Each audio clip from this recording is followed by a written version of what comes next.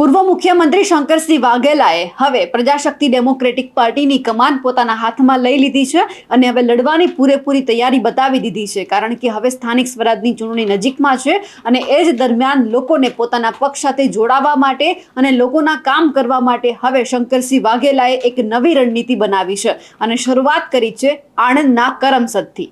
નમસ્કાર, નિર્ભય ન્યૂઝ સાથે હું છું રિદ્ધિ।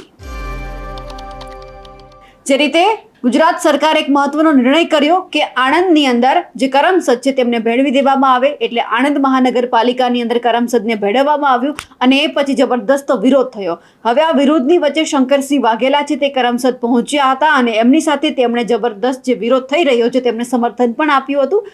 ખાસ કરીને સરદાર સન્માન જે સંકલ્પ કરવામાં આવ્યો છે, જે આંદોલન સમિતિ છે તેમને પણ ટેકો જાહેર કર્યો છે, એમના સભ્યો સાથે મુલાકાત પણ કરી છે।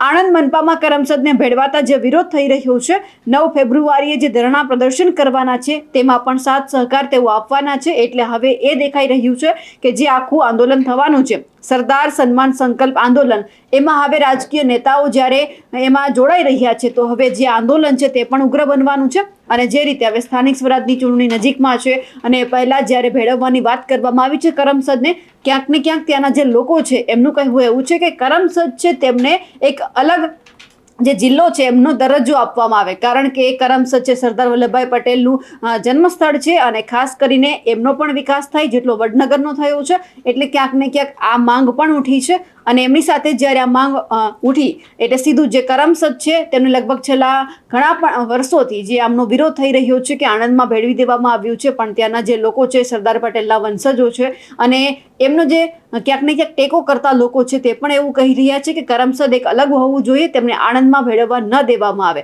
હવે રાજકીય આગેવાનોનો ટેકો મળી રહ્યો છે એટલે હવે એવું લાગે છે કે 9 ફેબ્રુઆરીના દિવસે એક જબરદસ્ત ઉગ્ર વિરોધ થવાનો છે। સૌથી પહેલા તો શંકરસિંહ વાઘેલાએ જ્યાં તમામ લોકોને મળ્યા છે, જ્યાં સંકલન સમિતિ છે તેમને મળ્યા છે, તેમની સાથે શું વાતચીત કરી છે તે સાંભળીએ। શ્રી સરદાર સન્માન સંકલ્પ આંદોલન સમિતિના આગેવાનોનો આભાર માનું છું કે આજે રૂબરૂ મળીને જે કરમસદ માટે ગુજરાતની સરકારે શહેરો મોટા કરવા, નગરપાલિકા હોય ત્યાં મહાનગરપાલિકા બનાવી, એનો જે નિર્ણય કર્યો છે એના વિરોધમાં જે આંદોલન કરી રહ્યા છે એના માટે રૂબરૂ મળીને ચર્ચા કરી, એમનો હું આભાર માનું છું। સ્વાભાવિક છે કે કરમસદ એ શબ્દ નથી, સરદાર સાહેબનું નામ સંકળાયેલું છે, વલ્લભભાઈ વિઠ્ઠલભાઈ એમનું નામ અહીં સંકળાયેલું છે અને આ નામ કોઈ ગમ્મતવાળું નામ નથી જેને આખો દેશ બનાવ્યો। એવા સરદાર સાહેબને જો પોતાના વતનથી પણ જો સરકાર દૂર કરવા માગતી હોય અને કરમસદનું નામ ઇતિહાસમાં ભૂંસી નાખવા માગતી હોય તો એ મને પણ મંજૂર નથી। ભૂતકાળમાં મેં ગુજરાત સરકારમાં એવું કીધેલું કે શહેરીકરણ બહુ મોટા નહીં વધવા જોઈએ, નહીં બનવા જોઈએ। 10 લાખથી મોટી નગરપાલિકા હોય એનાથી એને કેપ કરવી જોઈએ, કોર્પોરેશનો નવા નહીં બનાવવા જોઈએ અને નગરપાલિકા બનતી હોય એની લિમિટ પૂરી થાય 10 લાખની સંખ્યામાં બીજી નગરપાલિકા બનાવો, ત્રીજી નગરપાલિકા બનાવો। એટલે એડમિનિસ્ટ્રેશન એ ડિસેન્ટ્રલાઇઝ હોવું જોઈએ જેથી કરીને પ્રજાને વહીવટનો પૂરો લાભ મળે અને કોર્પોરેશનની કોઈ જરૂરત નથી। પરાણે કોર્પોરેશન તમને બનાવો, હું તો વલ્લભ વિદ્યાનગર બી અલગ બનાવવાના મતનો છું, આણંદ બી અલગ તમે બનાવો, બીજા નવા જે શહેરો બને 10 લાખથી મોટી કેપ ન રાખો। અને જે રીતે બધા મિત્રો એક લાગણી સાથે અને એમાં સરદાર સાહેબની લાગણી સાથે જે આંદોલન કરી રહ્યા છે, ધરણા બાકીને બધા જે બીજા બધાને મળવું અને વાત સમજાવી, એમાં હું મારો સૂર પુરાવું છું અને મિત્રોની અમારી અનુકૂળતા હશે ત્યારે હું એમની સાથે ધરણામાં ભાગીદાર બનીશ। એ કહેશે ત્યારે રાત્રે રોકાઈશ અને આ જે વાત છે ગુજરાત સરકારના બહેરા કાને આગળ વધતા પહેલાં રૂક જાવનો સંદેશો સમયસર મળે અને પ્રજાના માનસિક રીતે આના વિરોધી ન બને એનો સરકાર પોતે વિચાર કરે। સરકાર બધાની હોય, પાર્ટી તો આવવાની જવાની, એમાં પક્ષાપક્ષીથી પર સરકાર વિચાર કરીને કરમસદના નાગરિકોની નગરપાલિકાના વિસ્તારના બધાની જે કંઈ માગણી લાગણી એને માન આપે તો સારું।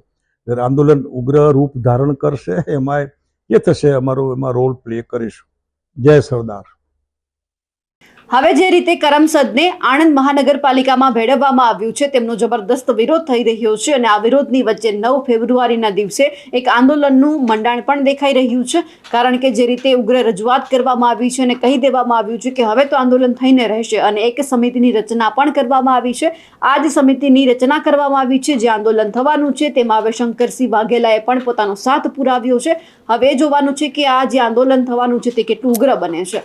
તમને શું લાગે છે જે રીતે કરમસદને આણંદ મહાનગરપાલિકામાં ભેળવવામાં આવ્યું છે તેમને લઈને આપ શું વિચારો છો? કમેન્ટ કરીને ચોક્કસથી જણાવજો. સાથે જ અમારી નિર્ભય ન્યૂઝ ચેનલને લાઇક, શેર અને સબસ્ક્રાઇબ કરવાનું ભૂલશો નહીં. નમસ્કાર.